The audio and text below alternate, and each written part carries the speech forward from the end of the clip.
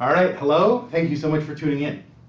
So what we're going to be doing today is we're going to be extending our discussion of firms' choices to consider what we've called the CEO's problem, which is to say our decision of how much output to produce given our input prices, our output prices, and our technology of production. So what we did last time, right, is we answered the question, if I want to produce some amount of output, right, let's say 100 cars, as cheaply as possible, what labor and capital should I hire in order to produce that output, and how much will that output cost? Right? When I'm minimizing costs, how much will that output cost? We call that the plant manager's problem, right? Because we imagine that you might be the manager of the factory. You get a call from your boss saying we need 100 cars, and you can say back to your boss, okay, great. Here's my plan for how to make 100 cars. Here's how much it's going to cost you. So now what we're going to be doing is we're going to be asking what your boss is going to decide to do. Right? How many cars your boss ought to ask you to make, which we'll call the CEO's problem. Now, before I get too far into that, though, I want to pause for a moment and point out that what we're going to be doing moving forward, talking about firms, is focused on one specific type of firm, which is firms in competitive markets.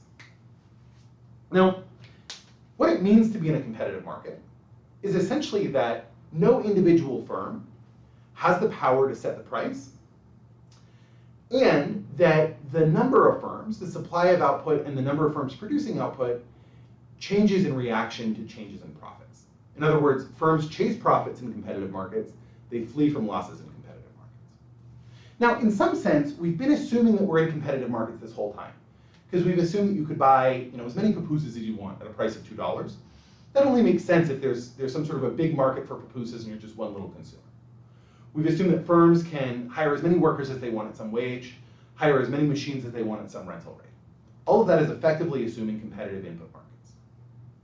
But since we're now talking about firms' decisions to produce, we need to be a little bit more careful and more explicit about what we're saying. So I'm going to make a couple of assumptions to describe what sorts of firms find themselves in this situation, right? In this situation where they don't have any control over prices and where the amount of competition that they face changes in response to changes in their profitability. So the first thing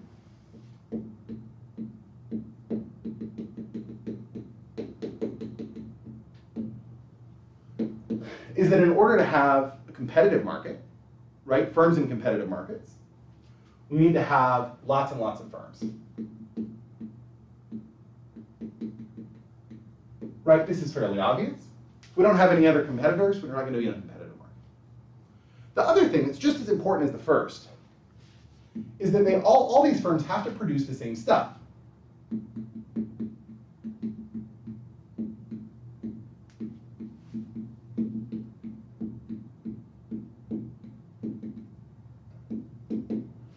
Right? So if we thought about, for example, the market for restaurant meals, we could say there's lots and lots and lots of restaurants in the city of LA. But they all make slightly different stuff, right? And so we might not think that they're really in a competitive market because my favorite restaurant might be able to raise their prices a little bit and I'll still go, because to me going there is different from going somewhere else. In some sense, they're the only firm selling exactly what they sell. So we basically need a bunch of firms, all of which sell exactly the same thing, so that they're all interchangeable with each other, right? These two conditions are going to be enough to assert that firms have no power to set the price. The other thing that we talked about, right, is that the amount of competition firms face increases with profitability, decreases with losses. That's going to come from what we'll call free entry and exit.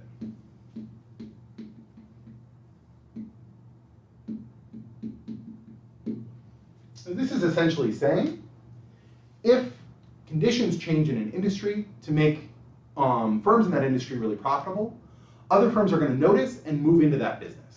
Right? There's nothing stopping other firms from entering and competing with you. And likewise, if there's losses, right? If firms start making losses in an industry, particular firms can pull out of that industry. And this is going to give us that the amount of competition that you face depends on the profitability of firms, right? The quality of the opportunity of being in the market. Cool. So does this describe a lot of firms? In some sense, we might want to say no. Right? It certainly doesn't describe probably the first 100 firms that would come to mind if we were trying to think about firms. Right? Apple, for example, is the only company that produces pretty much all of their products, right? Even in situations where they do have competitors, right? They make phones, Samsung makes phones, Motorola makes phones. Their product is not the same as their competitors' products, and people are willing to pay more, or in some cases pay less, to buy Apple instead of buying something else, right? Similarly, let's say we thought about the LA Lakers, right? If you ask the owner of the Lakers, what are the most important decisions that your business makes, she would probably tell you that the first most important decision is negotiating contracts with players. So not a competitive market there, right? We can't buy as many Anthony Davises as we want at some fixed price. And the second most important decision would be how to price tickets, right? Or how to price sponsorships. So again, right, not a competitive market there. There's only one firm that exists that sells Lakers tickets. In fact, if we really take this seriously, right, we really argue that to be in a competitive market, you have to have firms that are identical and producing exactly the same. You've got lots and lots of them. We would know that this was true if we didn't care enough about who we bought products from to even know who we were doing business with, right? So if you can tell me that your phone is an Apple phone, that tells me that Apple is not, among a bunch of different firms all making exactly the same thing. On the other hand, right, if you can't tell me what farm your potato came from, it's likely that potatoes are being sold in a competitive market. So if we think about it this way, right, we might think that very, very few of the products that we buy seem like they come from competitive markets. We probably know, at least in the general sense, right, where our clothes came from, what brand our clothes are, what brand our electronics are. We might know what grocery store we shop at, etc. But if we think about the inputs to those things, then we're going to find lots and lots and lots of competitive markets. So you might know what company made your pants. You might not know what company made your zipper. You might know what company made your phone. You might not know what company made the transistors that went into your phone.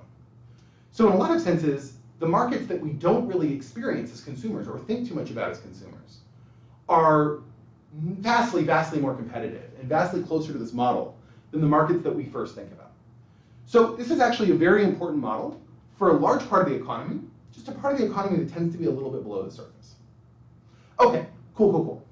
So next we're going to talk about the CEO's decision, assuming that we're in this competitive market so that we have no control over prices.